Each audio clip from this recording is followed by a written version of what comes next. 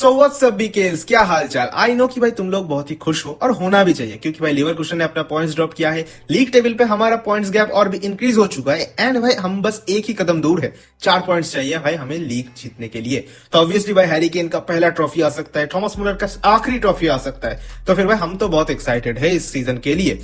But on the other hand ये पिछले 3-4 दिनों में मुझसे पूछे गए सबसे ज्यादा सवाल यही है कि भाई क्या होना चाहिए हमारा नेक्स्ट ईयर का स्क्वाड प्लानिंग। देखो यार, अभी ये टाइम तो सही बिल्कुल भी नहीं है, क्योंकि ट्रांसफर मार्केट अभी तक खुला नहीं है, तो फिर ये सब कुछ प्रेडिक्ट कर पाना थोड़ा बहुत मुश्किल तो है। लेकिन हाँ, एक बेसिक आइडिया मैं तुम लोगों को दे सकता हूँ कि कैसा होना चाहिए हमारा स्क्वाड प्लानिंग एंड क्या क्या हमें करना चाहिए, किसको किसको साइन करना चाहिए, किसको नहीं। एक एवरेज व्यू मैं तुम लोगों को दे सकता हूं। तो ऑब्वियसली भाई आज के इस वीडियो में इसी मुद्दों को लेकर भाई बात करेंगे एंड भाई ज्यादा टाइम वेस्ट ना करके भाई सीधे स्टार्ट करते हैं वीडियो को। ओके, सो तुम लोगों में से सबसे ज्यादा सवाल जो आया है दैट इज क्या विस बायर्न पे आएगा एंड क्या है मेरा ओपिनियंस। ये सवाल सबसे ज्यादा पूछा गया है। देखो यार, मेरा ओपिनियन क्या है इस पे मैंने ऑलरेडी एक रील बना के मतलब पोस्ट कर दिया है। तो अगर तुम लोगों ने देख लिया है तो फिर तुम लोगों को पता है कि मेरा क्या ओपिनियन है, क्या व्यूज है। लेकिन क्या बायर्न पे सच में फ्लोरियन विर्ट्ज आएगा, ये तो देखो मैं प्रेडिक्ट नहीं कर सकता। ऑफ कोर्स बहुत सारे रूमर्स फैले हुए हैं, मैं नहीं प्रेडिक्ट कर सकता। अगर तुम देखोगे ध्यान से कि भाई उसके पापा से तो हमारा बातचीत चल रहा है, उली हॉनेस का बातचीत चल रहा है एंड ऑलमोस्ट उली हॉनेस ने बहुत बार ये चीज बोल रखा है कि भाई मुझे चाहिए वो बंदा। लेकिन ऑन दी अदर हैंड विर्ट्ज का जो प्रायोरिटी लिस्ट है वो थोड़ा अलग है। वो है पहले भाई रियल मैड्रिड जाना चाहते हैं, उसके बाद मैनचेस्टर सिटी, उसके बाद बायर्न म्यूनिख। तो बायर्न म्यूनिख उसके प्रायोरिटी लिस्ट में सबसे आखिर में है। तो डेफिनेटली भाई तुम समझ सकते हो कि उसका मेन टारगेट यही है कि वो बाहर खेलना चाहता है, बुंदेसलीगा में नहीं। लेकिन वो थोड़ा बहुत ये भी सोच रहा है कि क्या मुझे थोड़ा 2-3 साल और भी मतलब स्पेंड करना चाहिए बुंदेसलीगा पे एंड क्या मुझे बायर्न पे जाना चाहिए थोड़ा और नाम कमाने के लिए, ये भी वो कंसीडर कर रहा है। देखो यार, मेरा तो सिंपल यही कहना है कि भाई मुझे विर्ट्ज नहीं चाहिए, क्योंकि भाई अभी फिलहाल बायर्न को विर्ट्ज की कोई जरूरत है नहीं, बल्कि विर्ट्ज को बायर्न की जरूरत है to get that recognition, to get that fame. लेकिन हमें सच में अगर देखा जाए तो भाई विर्ट्ज की कोई जरूरत नहीं है। On the other hand I know कि भाई people are crazy about Florian Wirtz, क्योंकि भाई जर्मन नेशनल टीम में हमने देखा है फ्लोरियन विर्ट्ज, रोमान मुसियाला एक साथ खेलते हुए क्या कत्ल मचा सकते हैं। Obviously I agree that and भाई मैं उसके क्वालिटीज पे भी कभी सवाल नहीं उठाऊंगा। लेकिन क्या तुम्हें सच में लगता है कि भाई फ्लोरियन विर्ट्ज को लाने पर 150 मिलियन का जो उसका प्राइस टैग सेट हो चुका है, बायर लीवरकुशन ने सेट कर दिए मोस्ट, अगर तुम मतलब सबसे ज्यादा अगर नेगोशिएट कर भी लो 130 मिलियन से नीचे तो नहीं ला पाओगे। तो 130 मिलियन पे एक प्लेयर पे इन्वेस्ट करके जो हमारा टोटल जो बजट रहता है उसको ऑलमोस्ट खत्म कर देगा एंड जो बाकी हमारा रिक्वायर्ड पोजीशंस है, जैसे एक सेंटर बैक चाहिए, एक मिडफील्डर चाहिए, एक राइट बैक चाहिए, केन बैकअप चाहिए, एक लेफ्ट विंगर चाहिए, इतने सारे पोजीशंस पे हम इन्वेस्ट नहीं कर पाएंगे। मेरा सिंपल यही मानना है कि एक प्लेयर जो कि 130 मिलियन खा जाएगा एंड वो भी सिर्फ और सिर्फ 3 या फिर 2 साल के लिए वो रहेगा बायर्न पे, भाई it doesn't make any sense to me at least. भाई देखो, मेरा सिंपल यही मानना है कि भाई तुम इससे बढ़िया तो भाई अदर पोजीशंस पे ध्यान दो एंड भाई वर्ल्ड क्लास साइनिंग्स हम तब करेंगे जब हमारा स्क्वाड वेल इक्विप्ड हो जाएगा। एक और चीज मैं इधर ऐड करना चाहूंगा कि अगर तुम थोड़ा सा भी ट्रांसफर मार्केट को एक्सप्लोर करोगे, अभी एक और चीप ऑप्शन हमारे लिए अवेलेबल है, रायन चर्की। भाई चर्की को उतना ज्यादा हाइप नहीं मिल रहा है, उतना ज्यादा रिकॉग्निशन नहीं मिल रहा है, क्योंकि वो बंदा यूरोपा लीग में खेल रहा है, लियोन में खेल रहा है, तो ऑब्वियसली लोग उसको लेकर उतना ज्यादा एक्साइटेड है नहीं। लेकिन इस बंदे के पास जो क्वालिटीज है भाई डेफिनेटली, मतलब मैं ऐसा नहीं कहूंगा कि फ्लोरियन विर्ट्ज जैसा क्वालिटीज है या फिर उससे बेहतर है, बट एट द मतलब हाईएस्ट लेवल मतलब उसके अंदर वो पोटेंशियल है जो कि हमें चाहिए। देखो यार, हमें चिरकी जैसा एक प्लेयर अगर मिल भी गया ना, उसको हम डेवलपमेंट करेंगे, उसको हम नर्चर करेंगे, as a backup Musiala backup हम खिलाएंगे एंड बंदा भाई ट्रस्टेड है, अभी भी ट्रस्ट कर सकते हैं। मतलब लियोन जैसे टीम पे वो बंदा फर्स्ट टीम प्लेयर है, हमारे लिए भी वो फर्स्ट टीम प्लेयर बन सकता है 1 या 2 साल में। पर डेफिनेटली भाई ये 30 मिलियन का प्राइस टैग पे हमें मिल जाएगा, मैक्स टू मैक्स 40 मिलियन खर्चा होने वाला है। तो फिर भाई तुम क्या चाहोगे, 40 मिलियन का एक रिस्क लेना चाहोगे विथ ए यंग पोटेंशियल, या फिर भाई वो 150 मिलियन का एक मतलब पोटेंशियल अब लेके आना चाहोगे एंड 2 साल या फिर 3 साल के लिए। ध्यान से सोचो भाई। देखो भाई, अगर तुम सोच भी लो कि भाई अगर समहाउ ये फेल हो जाता है transfer, right, I mean Florian Wirtz को हम लेकर आते हैं 130 मिलियन देकर, उसके बाद फ्लोरियन विर्ट्ज से हम जो एक्सपेक्ट कर रहे हैं वो एक्चुअल में नहीं होता है, मतलब ये डील फेल हो जाता है, तब क्या होगा। ऑब्वियसली हम उसको बेच भी नहीं पाएंगे अच्छे दाम से, और ऑब्वियसली जो प्लानिंग है, जो स्क्वाड प्लानिंग है, वो भी खराब हो जाएगा। मैं बिल्कुल भी ऐसा नहीं कर रहा कि भाई वो बंदा आकर परफॉर्म नहीं करेगा, लेकिन अगर मान लेते, नेगेटिव एस्पेक्ट अगर सोच लेते, ऑन दी अदर हैंड भाई 150 मिलियन का वो प्राइस टैग को भाई फिर से रिकवर कर पाना बहुत मुश्किल हो जाएगा हमारे लिए। ऑन दी अदर हैंड भाई अगर रायन चेरकी का मतलब लेकर आने के बाद अगर फेल भी हो जाता है भाई 40 मिलियन भाई हम ऐसे ही भाई कवर कर लेंगे। तुम अगर देखोगे तो भाई हमने सचा बॉय को लेकर आया 30 मिलियन देकर, जो कि अभी तक फेल कंसीडर्ड हुआ है। हमने जाओ फेलिना को लेकर आया 50 मिलियन देकर, जो भी अभी तक फेल कंसीडर्ड हुआ है। तो इन लोगों को भी मतलब हम इतने सारे रिस्क तो लिए हैं, तो ऑब्वियसली रायन चेरकी से भी एक रिस्क लेना चाहिए। एंड मेरे हिसाब से यही बेस्ट सोल्यूशन है अभी फ्लोरियन विर्ट्ज की जगह पे। देखो यार, ये है टोटल मेरा व्यू ऑन फ्लोरियन विर्ट्ज, मतलब कंट्रोवर्सी जो भी है। तुम लोग माइट एग्री कर सकते हो, तुम लोग मतलब एग्री नहीं भी कर सकते हो, तो तुम लोगों का ओपिनियन क्या है वो तुम कमेंट सेक्शन में बताना, मैं देख लूंगा। अब आते हैं भाई हमारा स्क्वाड प्लानिंग क्या होना चाहिए। मैं तो ऑब्वियसली चाहता हूं कि भाई जितने भी सारे रिक्वायर्ड पोजीशंस है पहले हमें उन जगह पे भाई इन्वेस्ट करना चाहिए। एंड जो भी हमारा ट्रांसफर बजट है 150 मिलियन हो या 200 मिलियन हो, ऐसा ही कुछ होने वाला है, तो उस पर भाई वाइजली इन्वेस्ट करना चाहिए। तो फिर चलिए सबसे पहले बात करते हैं कि हमारा जो मोस्ट रिक्वायर्ड पोजिशन है that is a left winger. भाई देखो यार, पहले बात करते हैं कि डिपर्चर के बारे में, कि भाई अगर प्लेयर्स नहीं जाएंगे तो फिर प्लेयर्स आएंगे नहीं, पहली बात तो ये समझ लो। तो फिर भाई हमारा जो प्लेयर्स है अभी लेफ्ट विंग पोजीशन पे, लेरॉय साने, सर्ज ग्नैब्री, किंग्सली कोमान, और इन तीनों में से सबसे बेहतर कौन है? किंग्सली कोमान। लेकिन किंग्सली कोमान खुद ही जाना चाहता है। वो पिछले साल भी बोला था कि भाई मुझे जाना है, मैंने सब कुछ अचीव कर लिया है बायर्न के साथ, तो मुझे अब निकलना है। तो डेफिनेटली भाई इस मतलब लास्ट सीजन तो वो पॉसिबल नहीं हो पाया, लेकिन इस सीजन होगा, इतना मैं 100% श्योर हूं। किंग्सली कोमान निकल रहा है इस सीजन, एंड एटलीस्ट एक 40 मिलियन का ट्रांसफर मुझे दिख रहा है कि होने वाला है। इससे ज्यादा भी हो सकता है, इससे कम भी हो सकता है, आई डोंट नो, लेकिन एक 40 मिलियन का एक ट्रांसफर हो सकता है और वो किंग्सली कोमान निकल रहा है। आई नो कि भाई बहुत सारे लोगों का सवाल ये है कि भाई हम किंग्सली कोमान को क्यों बेच रहे हैं, हम लेरॉय साने को क्यों नहीं बेच रहे। एक्चुअली वो तो ज्यादा गंदा खेल रहा है भाई, मैं समझ सकता हूँ, मैं भी चाहता हूँ कि भाई लेरॉय साने निकल जाए, सर्ज ग्नैब्री निकल जाए, किंग्सली कोमान निकल जाए, लेकिन ये पॉसिबल नहीं है। एक विंडो पे 3 प्लेयर को आप निकाल के 3 प्लेयर आप नहीं ला सकते हैं बैकअप, तो फिर उसके लिए ना हमें धीरे धीरे प्रोग्रेस करना पड़ेगा।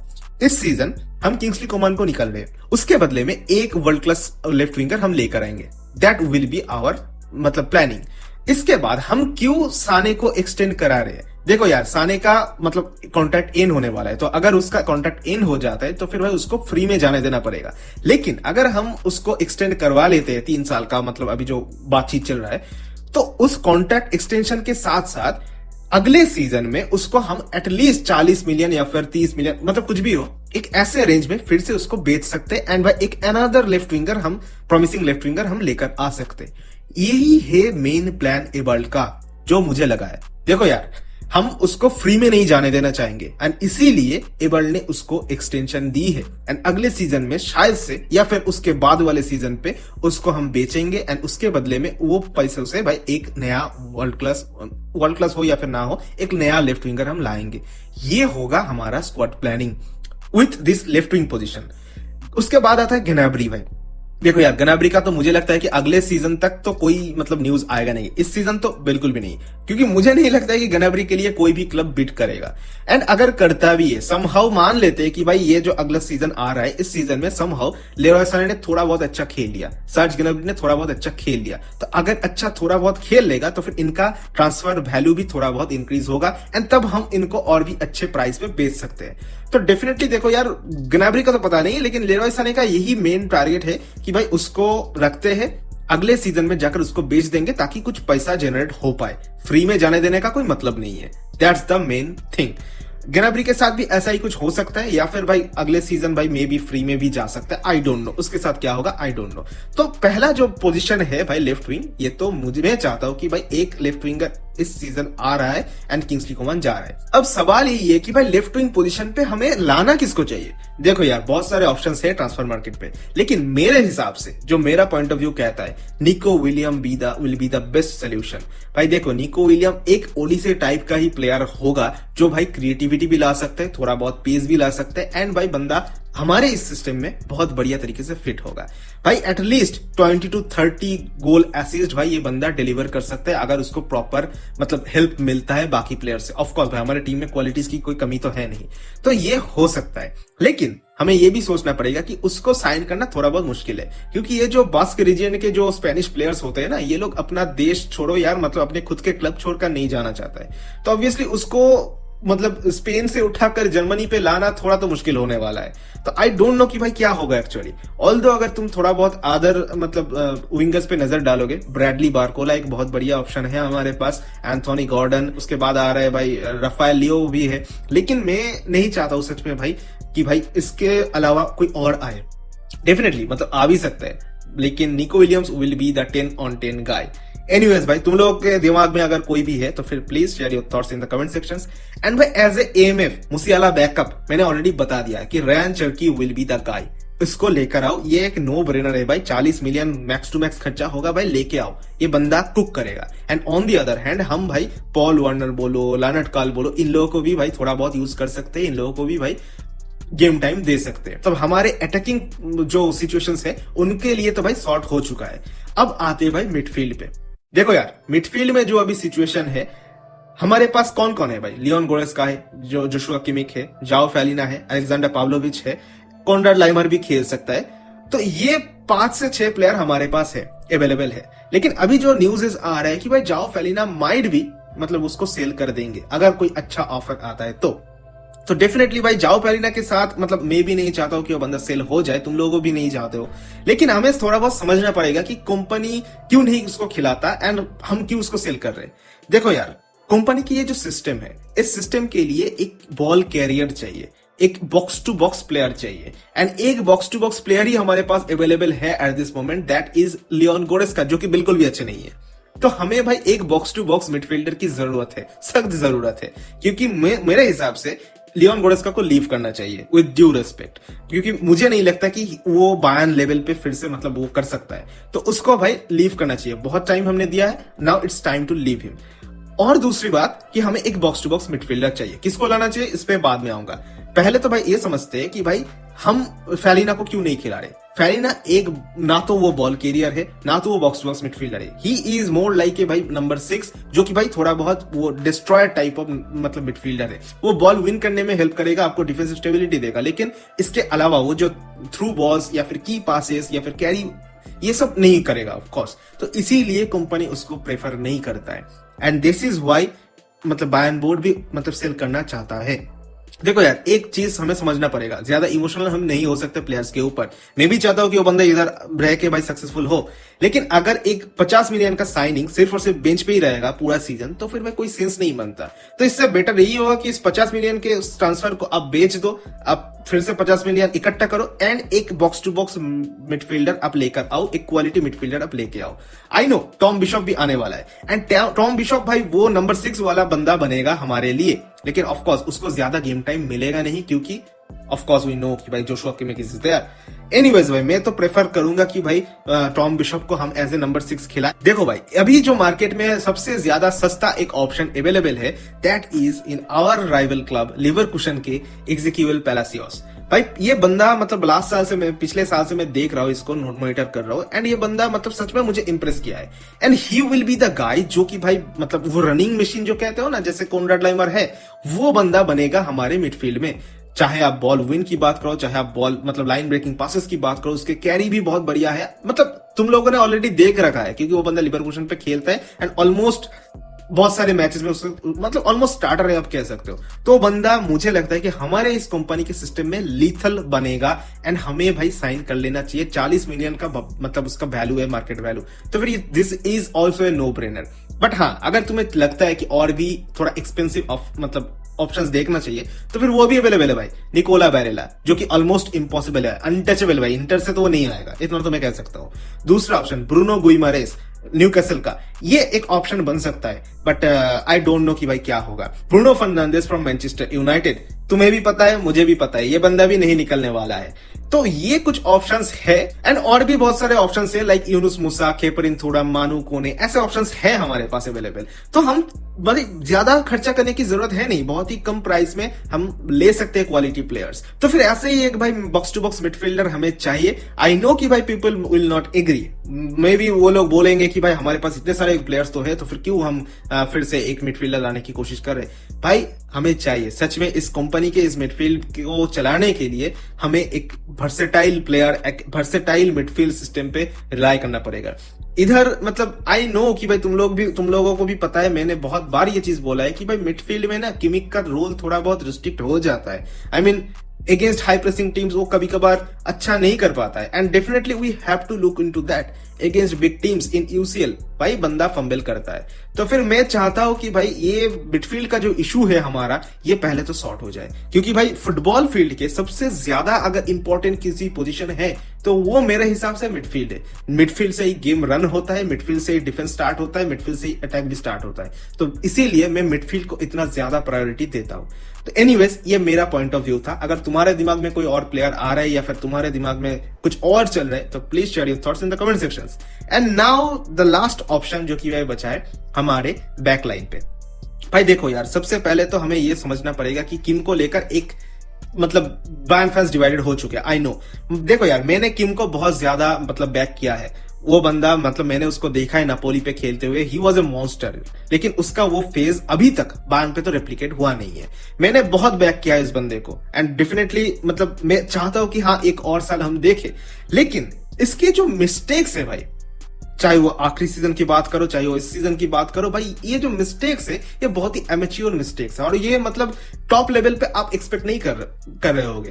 तो ऑब्वियसली इन सारे मिस्टेक्स को देखकर एक टाइम ऐसा भी आ चुका है कि मैं और ज्यादा बैक नहीं कर सकता भाई।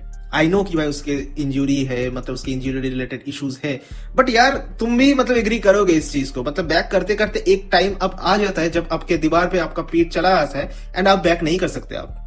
एंड एट दिस पॉइंट अगर कोई अच्छा ऑफर आता है, जो भी आ भी रहा है, मतलब यूवेंटस अभी एक मतलब उन लोगों का एक प्राइम टारगेट है किम मिन-जे, तो ऑब्वियसली टारगेट्स आ रहे, ऑप्शंस आ रहे, एंड मे बी वो चला जाएगा। एक अच्छा अगर प्राइस रेट पे भाई कोई क्लब इंटरेस्टेड हो तो डेफिनेटली भाई मैं चाहूंगा कि भाई ठीक है यार ले जाओ। और हमें एक मतलब वो जो एक किम मिन-जे जाएगा उसके बदले में एक मिडफील्ड जनरल लाना पड़ेगा। आई नो कि ये मतलब पिछले 5 सालों से सेम स्टोरी रहा है। हम भाई मतलब एक मिडफील्ड लीडर ढूंढ रहे हैं जो कि भाई अभी तक मुझे मिला नहीं है। देखो यार मिडफील्ड लीडर हमें मिल चुका है, एंड दैट इज दायो उपमेकानो। इस बंदे पे ट्रस्ट करो। इस बंदे ने रिकवर किया है। लास्ट सीजन इसका भी खराब गया था, किम का भी खराब गया था, लेकिन रिकवर सही से ढंग से कर पाया है कि उपमेकानो ने। तो ऑब्वियसली इस बंदे को ट्रस्ट करो, and he will be our main back leader, मतलब बैकलाइन का लीडर बनेगा। एंड इसके बगल में अब किसको लाना चाहिए? डीन हुइजल से भाई लिंक्ड है। आई नो बहुत सारे लोग चाहते भी है, लेकिन उसका भी आ पाना बहुत मुश्किल है भाई, क्योंकि रियल मैड्रिड उसका मतलब फेवरेट क्लब है, एंड भाई प्रीमियर लीग के दूसरे क्लब्स भी उसका फेवरेट है। तो फिर डेफिनेटली भाई वो स्पेनिश बंदा है, तो डेफिनेटली जर्मनी में आना तो वो प्रेफर नहीं करेगा, ऐसा मुझे लगता है। एंड अगर पॉसिबल हो पाता है तो फिर अच्छा होगा, लेकिन मुझे कहीं ना कहीं से लगता है कि यार इस पे फिर से एक यंग टैलेंट पे फिर से इन्वेस्ट करना थोड़ा बहुत मतलब थोड़ा बहुत रिस्क हो जाएगा। क्योंकि मुझे लगता है कि डिफेंस एक ऐसा पोजीशन है जहां पे आपको जितना मैच टाइम खेलने को मिलेगा, जितना एक्सपीरियंस आप गेन करोगे, उतना बेहतर आप बनते रहोगे। तो फिर से एक यंग टैलेंट पे इधर इन्वेस्ट करना मुझे कहीं ना कहीं से मतलब ठीक नहीं लग रहा है। And on the other hand Bayern भाई डियोमोंडे से भी लिंक्ड है, जो कि स्पोर्टिंग का बंदा है। ये बंदा बहुत सॉलिड है, हाई लाइन खेल सकता है, एंड हमारे सिस्टम में परफेक्टली फिट करेगा। तो मुझे लगता है कि इस बंदे को भाई अप्रोच करना चाहिए। ऑन दी अदर हैंड थोड़ा अगर एक्सपेंसिव मतलब साइड पे अगर जाए भाई, आई नो कि भाई ये मतलब ऑलमोस्ट इम्पॉसिबल है, बट फिर भी मैं बात करना चाहूंगा कि भाई मे बी डॉर्टमुंड क्वालिफाई नहीं कर पाएगा चैंपियंस लीग के लिए, एंड हो सकता है कि उनका मतलब वो लोग अगर क्वालिफाई ना करें तो फिर उनके स्क्वाड के बहुत सारे क्रूशियल प्लेयर्स निकलेंगे। सो एक टारगेट आप रख सकते हो निको स्लॉटरबेक पे। आई मीन ये बंदा इतना बढ़िया बॉल प्लेइंग डिफेंडर है, एंड हमारे इस सिस्टम के लिए ना भाई बहुत एकदम परफेक्ट होगा। तो डेफिनेटली मैं थोड़ा बहुत लुक तो देना चाहूंगा, लेकिन आई नो अंदर ही अंदर मुझे भी पता है कि ये ऑलमोस्ट इम्पॉसिबल है। लेकिन हाँ थोड़ा सा अगर तुम्हें लगता है कि तुम लोग भी अगर एग्री करते हो तो प्लीज लेट मी नो। तो मुझे लगता है कि एक सेंटर बैक जो कि भाई क्वालिटी सेंटर बैक हमें चाहिए, ना कि वो ज्यादा यंग हो थोड़ा बहुत एक्सपीरियंस ला दे, ताकि भाई वो मतलब आते ही भाई उपमेकनो के साथ बैठ जाए। एक ऐसा बंदा हमें चाहिए। हुइसन पे डेफिनेटली मतलब देखो यार, मेरा एक सिंपल मतलब मेरा एक कॉन्सेप्ट है कि भाई ये इंग्लिश प्रीमियर लीग के जो बंदे हैं ना, जिनको बहुत ज्यादा मतलब पीआर मिलता है, इनको ना मैं आसानी से मतलब उतना ज्यादा बिलीव करता नहीं हूं, टू बी वेरी ऑनेस्ट। क्योंकि इनका जो पीआर गेम होता है ना, ये बहुत ज्यादा मतलब डिल्यूशन में रख देता है फैंस को। आई नो कि भाई बहुत ज्यादा चर्चे हो रहे हैं इसको लेकर, but to be very honest मैंने डीन हुइसन को खेलते हुए देखा नहीं है, तो इसीलिए मैं कोई कमेंट या फिर रिस्क नहीं लेना चाहता हूं। That's the thing. एनीवेज, तुम लोग बताना अगर तुम्हें लगता है कि डीन हुइसन अगर फिट हो सकता है तो फिर please do let me know in the comment sections. तो मेरे हिसाब से भाई ये तो होना चाहिए एक मतलब डियोमोंडे हो या फिर निको स्लॉटरबेक, इफ यू मतलब अगर पॉसिबल हो पाता है तो फिर क्यों नहीं। तो ये एक ऑप्शन हमारे लिए बन सकता है। लेफ्ट बैक हमारे लिए सॉर्टेड है, राइट बैक हमें एक चाहिए। भाई आई नो कि साचा बोये को भाई हम बेचने का सोच रहे हैं, आई डोंट नो कि भाई मतलब कौन आएगा एज ए रिप्लेसमेंट, बट अगर तुम राइट बैक के मार्केट को देखोगे भाई अच्छे राइट बैक्स नहीं है उतने बढ़िया, तो फिर मेरे हिसाब से तो भाई उतना बढ़िया कोई राइट बैक मिलेगा नहीं आपको, except trusting this guy. Otherwise आपके पास और एक ऑप्शन है, दैट इज किमिक को राइट बैक खिलाना, जो कि पॉसिबल नहीं है एंड कंपनी कभी करेगा नहीं, इतना तो मुझे पता है, तुम लोगों को भी पता है। सो एनीवेज, राइट बैक के क्या क्या ऑप्शन है तुम लोगों को लगता है कि जो कि हम ला सकते, please share your thoughts in the comment sections. And now last but not the least, एक हैरिकेन बैकअप ये हमें चाहिए। एंड ये पोजीशन के बारे में दिमाग में ही बस मेरा एक ही नाम गूंजता है, दैट इज निक ओल्डरमेट। भाई ये बंदा स्टुटगार्ट में ये आतंक मचा रहा है, एंड ऑब्वियसली ये बंदा एकदम यंग है, जर्मन है, एंड हमारे लिए एक एज ए बैकअप वो बंदा बहुत बढ़िया बन सकता है, एंड हम उसको डेवलप भी कर सकते हैं 2-3 साल तक। तो डेफिनेटली मेरे हिसाब से ये बंदा हमारे इस सिस्टम के लिए and Harry Kane as a backup के लिए भाई हो सकता है। हमने ऑलरेडी स्काउट करके रखा है इस बंदे को, तो डेफिनेटली ये एक पॉसिबिलिटी है। तो एनीवेज भाई, ये जो पोजीशंस मैंने बता दी है यही मेरा हिसाब से भाई होने वाला है। तो फिर से अगर सब एक साथ एक बार फिर से देख लोगे तो फिर भाई लेफ्ट विंग पे निको विलियम्स अगर पॉसिबल होता है, अगर नहीं पॉसिबल होता है तो फिर और भी ऑप्शंस है, उनको देखना चाहिए, एक्सप्लोर करना चाहिए। एज एन मुसियाला बैकअप हमें चाहिए भाई रायन चेरकी, नॉट फ्लोरियन विर्ट्ज, उसके पीछे मत भागो, दैट्स माय ऑनेस्ट ओपिनियन। उसके बाद एज ए मिडफील्डर एक बॉक्स टू बॉक्स मिडफील्डर चाहिए, जो कि भाई पेलासियोस बन सकता है, और भी बहुत सारे ऑप्शंस हैं, मैंने ऑलरेडी बता दिया है, तो उस पे भी आप एक्सप्लोर कर सकते हो। In the center back positions Kim अगर मतलब अच्छा ऑफर आता है तो फिर भाई बेच देना चाहिए, एंड एक डियोमोंदे बोलो या फिर निको स्लॉटरबेक, और भी ऑप्शंस होंगे। तुम्हारा क्या ओपिनियन है प्लीज बताना। एज ए राइट बैक ज्यादा ऑप्शंस नहीं है, टू बी वेरी ऑनेस्ट, अगर तुम्हारे दिमाग में है तो फिर बताना। मेरे हिसाब से साचा बोये को और एक मौका दो, और अगर नहीं दे रहे हो अच्छा मौका मतलब उसका रिगार्डिंग भाई अच्छा मतलब अगर ऑफर आता है तो फिर भाई उसको बेच दो। किमिक को आप एज ए राइट बैक खिला सकते हो, मैं इस बंदे को बहुत ट्रस्ट करता हूं। And as a Harry Kane backup Nick Woltemade, और कोई ऑप्शन नहीं है भाई। तो यही मेरे हिसाब से परफेक्ट स्क्वाड प्लानिंग होना चाहिए for this upcoming season. But after all we all know भाई, हम सबको पता है, तुम्हें भी पता है, मुझे भी पता है कि भाई हम फैंस जो चाहते हैं वो एक्चुअल में कभी हो नहीं पाता है। तो ये सब बताने ना मतलब कोई फायदा नहीं है। मतलब हाँ, मेरा ये आइडियल प्लानिंग होगा, अगर मैं बोर्ड मेंबर में रहता, किसी भी तरीके से मतलब घुस पाता, तो फिर मैं यही मतलब डिस्क्रिप्शन देता हमारे बोर्ड मेंबर्स को। बट यस, अल्टीमेटली भाई हमें वेट करना पड़ेगा, एंड जो भी भाई डिसीजंस ले रहे हैं, मैक्स सेबल जो भी कुक कर रहे हैं भाई करने देते हैं यार। देखो यार, मैक्स सेबल ने अभी तक तो बहुत बढ़िया काम किया है, एंड उसको भाई ट्रस्ट करना चाहिए। उसके जो स्काउटिंग जो मतलब वो टैलेंट को जो पहचानते हैं, ये भाई बहुत बढ़िया है। तुम डिजेरी डुए की बात कर लो, तुम हमारे गोलकीपर उडबिक की बात कर लो, तुम भाई रायन चेरकी की बात कर लो, तुम डियोमोंदे की बात कर लो, तो डेफिनेटली भाई यंग टैलेंट्स को पहचानने का ये जो मतलब हम लोग कर रहे हैं ये काम, एबल जो कर रहे हैं ये काम, उसको ट्रस्ट करो, उसको टाइम दो। That's all what I can say. Anyways भाई, इस वीडियो को और ज्यादा नहीं लंबा खींचूंगा, बहुत ज्यादा लंबा हो गया। तुम लोगों ने डिमांड किया था, इसीलिए मैंने इतने डिटेल में इस वीडियो को बनाया। एनीवेज भाई, तुम लोग एग्री कर सकते हो, तुम लोग नहीं एग्री कर सकते हो, and I respect your opinions. तो फिर तुम लोगों का क्या ओपिनियन है, share your thoughts in the comment section में बात करते हैं। एंड ऑफ कोर्स अगर तुम एग्री करते हो तो फिर भाई लाइक कर देना, सब्सक्राइब कर देना, एंड अगर चैनल पे नए हो, बता ही दिया, सब्सक्राइब कर देना। एनीवेज भाई, मिलते हैं अगले वीडियो पे, तब तक के लिए टाटा बाय बाय, मिया सान मिया।